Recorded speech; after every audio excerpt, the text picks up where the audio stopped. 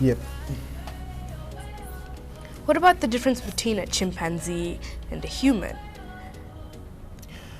Okay, there are differences and there are similarities because chimpanzees are our closest cousins. We call them our closest cousins because we have the shortest history with the chimpanzee than any other Animal. The chimpanzees, for sure. Let me have the chimp. This is what we call the cranium or the skull of the chimpanzee, and this is the cranium of the humans. First of all, look at the position of the eyes. They are lower than the chimpanzee because it doesn't have a forehead.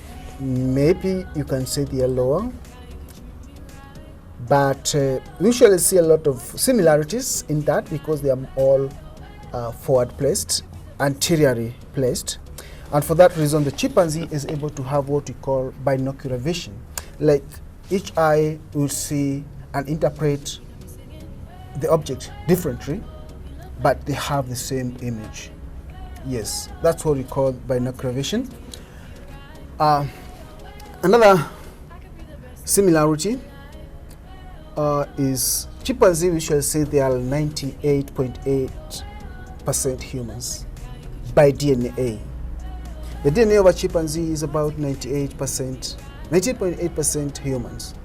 So we can confidently say that we are 98.8 chimpanzees, and the chimpanzee can confidently say that they are 98.8 humans.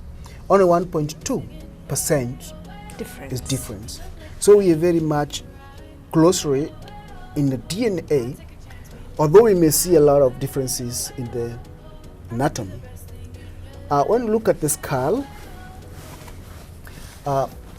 we don't have the canine. We have the canine, sorry, but the canine is reduced. But the chimps have got a very big canine. Why? Because chimpanzees use their body for defense. As we use attachments, we use like guns, we use tools for fighting. So the big canines are purely for defense and offense. They're not even for feeding, they're for defense and offense. Okay. Yes. If you look at the brain size, we have a big brain size. The chimpanzee do not have the forehead, we have the forehead. Chimpanzee have these very pronounced orbitotauris, the brow ridges. As humans, for now, we don't have, but if you can go back in time, we can see these are what we call the primitive characteristics.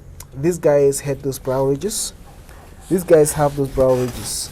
Even the Neanderthals, they have very pronounced brow ridges. But modern humans do not have the brow ridges. If you look at this part here, this is called the foramen magnum, or the hole that relates from the head or the brain to the spinal cord. You see, the human one is more circular, yes, and it's vertically placed. It's like below there. That's because we are bipedal.